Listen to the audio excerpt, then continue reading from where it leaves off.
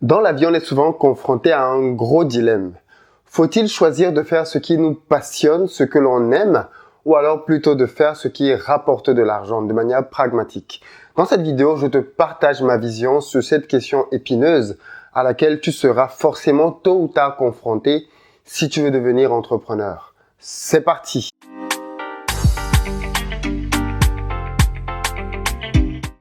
Salut, moi c'est Philippe d'Investir au pays. Au travers de cette chaîne, j'accompagne la diaspora africaine dans l'entrepreneuriat et dans l'investissement. Donc si l'une de ces deux thématiques t'intéresse, je t'invite sans plus tarder à faire tes deux premiers pas pour te rapprocher de tes objectifs business. Le premier consiste à t'abonner à cette chaîne et à activer les notifications, la petite cloche, afin d'être informé de l'apparition de chacune de nos 3 vidéos hebdomadaires, le lundi, le mercredi et le vendredi à 7 h du matin. L'idée c'est que tu puisses bénéficier gratuitement de mes conseils et astuces business afin que ceci t'aide à créer, te lancer ou simplement développer ton activité personnelle. La deuxième chose que tu peux faire, c'est aller dans la barre de description et cliquer sur le lien pour recevoir gratuitement le petit livret que j'ai écrit intitulé 10 bonnes raisons de devenir entrepreneur. C'est un tout petit livret qui se lit très rapidement et qui va te permettre de te bâtir un bon mindset afin de t'aider à te lancer toi aussi dans les affaires. Alors, petite parenthèse, si tu ne le sais pas encore, là, ce samedi, donc dans quelques jours, j'organise une conférence business à Abidjan. Les places commencent à pas mal partir. Donc, si tu veux prendre ta place, rapidement, va dans la barre de description et tu auras une vidéo qui t'expliquera le programme de la journée et surtout un numéro de téléphone sur lequel tu pourras réserver ta place. Donc, n'hésite plus à y aller. La semaine d'après, le samedi d'après, on sera plutôt à Cotonou pour une conférence business là aussi. L'idée, en fait, de ces conférences, c'est de pouvoir partager avec toi les clés et astuces qui vont te permettre, toi qui es justement au pays, de pouvoir créer un business qui va pouvoir fonctionner.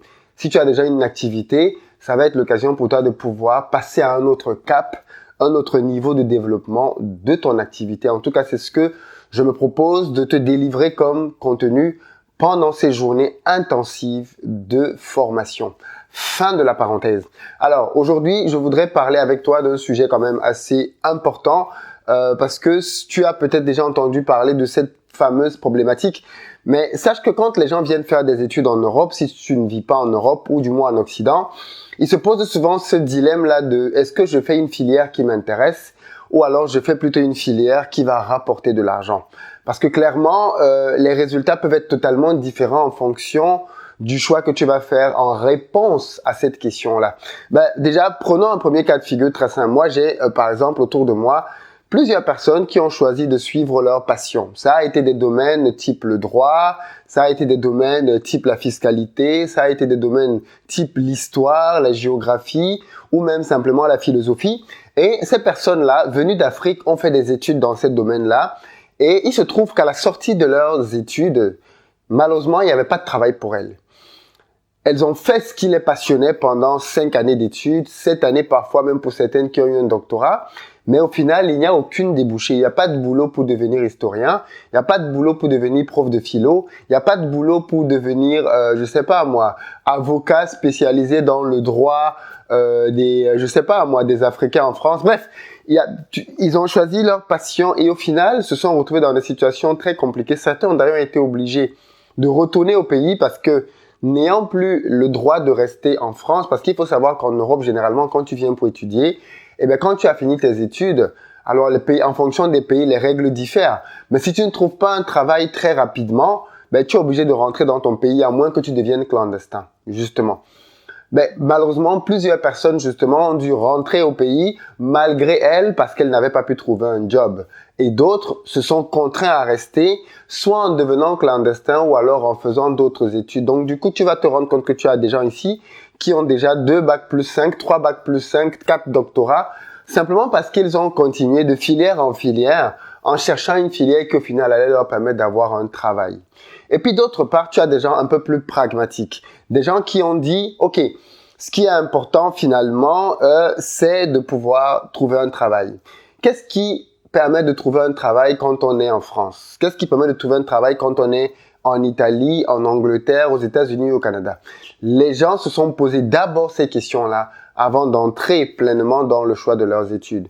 Par exemple, en Europe, le métier d'ingénieur est un métier qui généralement trouve du travail, peu importe le secteur à peu près. Quand tu es ingénieur, en général, tu ne manques pas de boulot parce que l'ingénieur, c'est un métier qui reste quand même assez bien coté et pour lequel il y a pas mal de besoins dans la société occidentale. Donc du coup, tu te rendras compte que moi j'ai une amie par exemple, parce que je suis ingénieur de formation, j'ai une amie qui a un bac littéraire en Afrique, mais qui s'est battue comme, je sais pas moi, comme une enragée pour pouvoir devenir ingénieur. Elle a travaillé énormément. Bien évidemment, elle avait un gros gap en termes de matière scientifique. Donc, elle a dû bosser beaucoup plus que tout le monde. Elle a même repris quelquefois certaines matières, mais au final, elle a eu son diplôme d'ingénieur. Et aujourd'hui, bien évidemment, elle a du boulot de par ce diplôme d'ingénieur-là. Donc, il faut bien avoir conscience que ce n'est pas juste quelque chose d'utopique que je suis en train de vouloir aborder dans cette vidéo. C'est vraiment quelque chose de structurant. Et le choix que tu vas faire va être déterminant par rapport à ce que tu pourras avoir demain comme résultat. Mais je te parle de ça parce qu'aujourd'hui, il y a quand même comme une logique ou une philosophie qui se cache derrière cette thématique-là, qui est de dire aux gens, faites ce que vous aimez, faites ce qui vous passionne. Parce que sinon, vous allez être malheureux. C'est très triste de faire un travail qui ne t'intéresse pas ou qui est contraire à tout ce qui te passionne dans la vie. Et quelque part, je comprends ces personnes parce qu'il y a de la vérité là-dedans. Mais je pense qu'il y a quand même un certain nombre d'éléments à prendre en considération. Dire aux gens uniquement de faire ce qu'ils veulent, ce qu'ils aiment, sans leur faire comprendre que dans la vie, il y a d'autres choses qu'on peut ne pas aimer, mais qu'on doit faire, peut être dangereux. Prenons le cas de l'école. Moi, par exemple, j'ai eu un bac scientifique, mais de toutes les matières scientifiques, j'aimais moins les maths. C'est bizarre. J'étais très à l'aise avec la physique et la chimie, parce que ça restait des choses qui pour moi étaient palpables. Les mathématiques ont ceci de ce que c'est quelque chose de très abstrait. Tu ne vois pas les équations dans ta tête, en général. Tu les théorises et c'est totalement abstrait. La physique, non. Tu peux t'imaginer un train qui va percuter un autre train. Tu peux t'imaginer une réaction chimique de composés, ainsi. Donc, les matières physiques, chimie sont des matières dans lesquelles tu peux te projeter. Les maths, beaucoup moins. Donc, du coup, j'ai toujours été beaucoup moins à l'aise en maths par rapport aux autres matières. Eh ben, figure-toi que s'il fallait donc se fier à ce type de logique-là, beaucoup de gens te diraient, ne fais pas du tout de maths, ne fais pas du tout. D'ailleurs, il y a beaucoup de gens qui prônent ce type d'éducation aujourd'hui pour les enfants, en disant à quoi ça sert de faire les mathématiques alors que toute ta vie derrière, tu vas être avocat? À quoi ça te sert de faire la physique alors que toute ta vie, tu vas être littéraire? À quoi ça te sert de faire, à contrario, de la littérature, de l'histoire et de la géographie alors que tu vas être mathématicien, physicien? Eh ben, pendant longtemps, je savais pas trop que répondre à ce type comment je vais dire ça, de contraintes. Parce que je me disais, mais c'est quand même vrai que ça peut poser des questions. Pourquoi est-ce que je vais faire des choses qui ne me serviront pas par la suite? Eh bien, parce qu'aujourd'hui, je pense qu'il y a un intérêt. Il y a un intérêt parce que c'est quand même quelque chose qui est fort pertinent dans la vie de l'être humain, c'est apprendre à faire des choses qu'il n'aime pas. Parce qu'en fait, la réalité de la vie, elle est celle-là. Dans la vie, il y a toujours des choses que tu vas faire qui ne vont pas t'apporter grand-chose. Il y a toujours des choses que tu vas faire qui vont même aller à l'encontre de tes objectifs et pourtant qu'il faudra quand même que tu fasses. Vouloir bâtir des gens, vouloir bâtir une génération de personnes qui vont vivre le type de vie dans laquelle ils seront uniquement là à faire ce qu'ils veulent et à accomplir leur moindre désir, c'est faire une génération de rois et de reines. C'est faire une génération de personnes qui ne comprendront pas la réalité de la difficulté de la vie.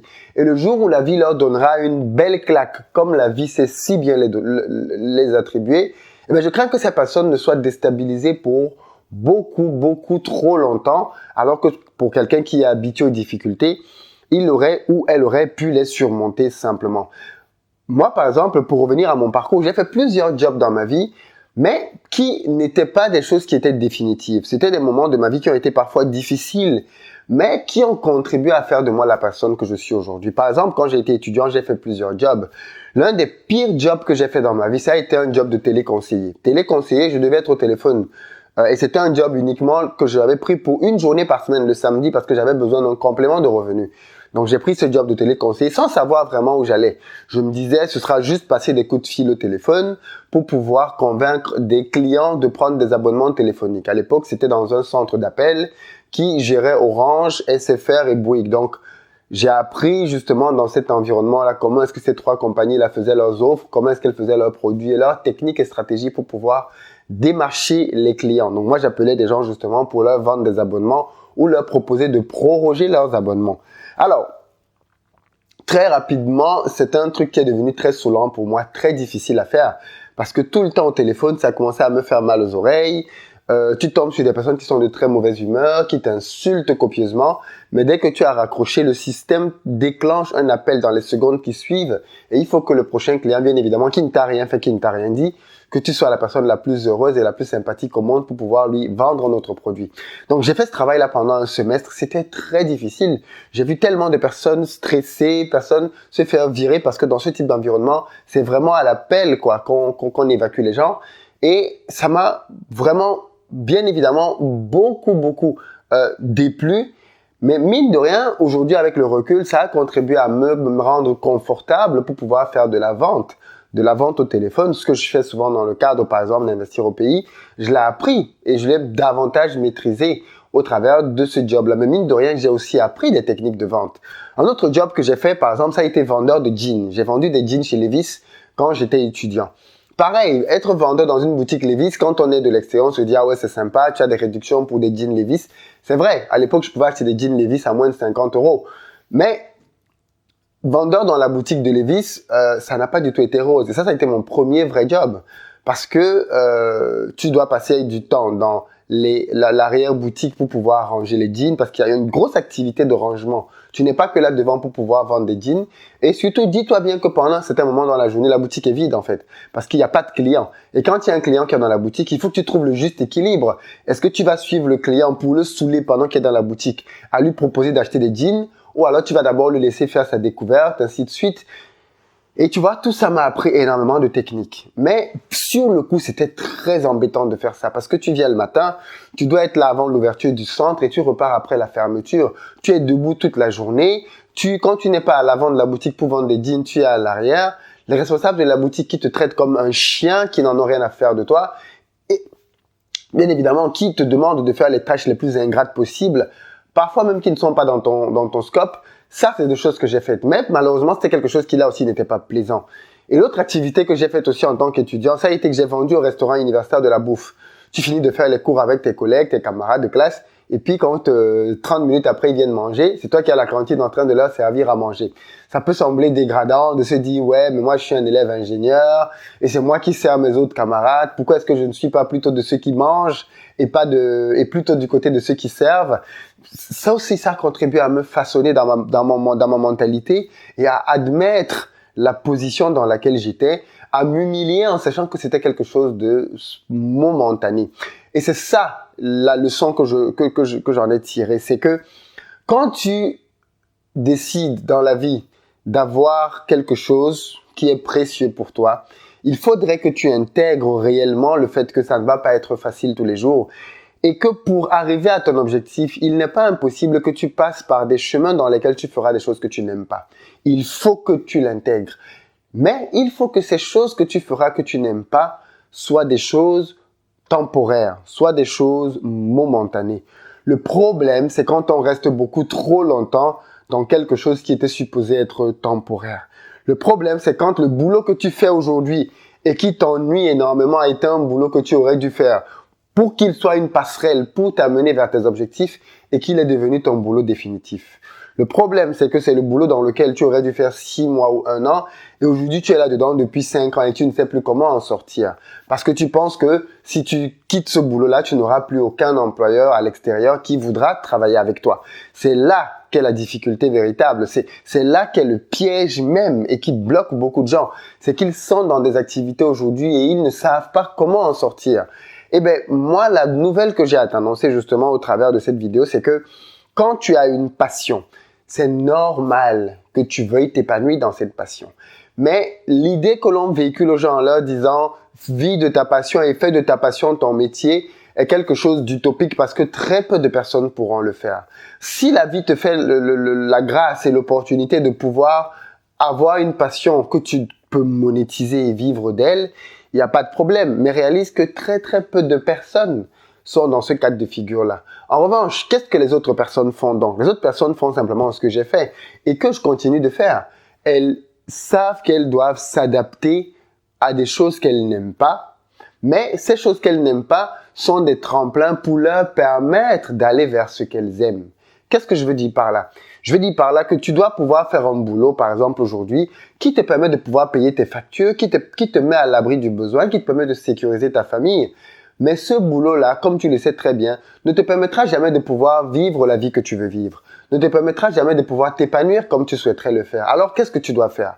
Eh bien, la solution que je te propose, elle est toute simple.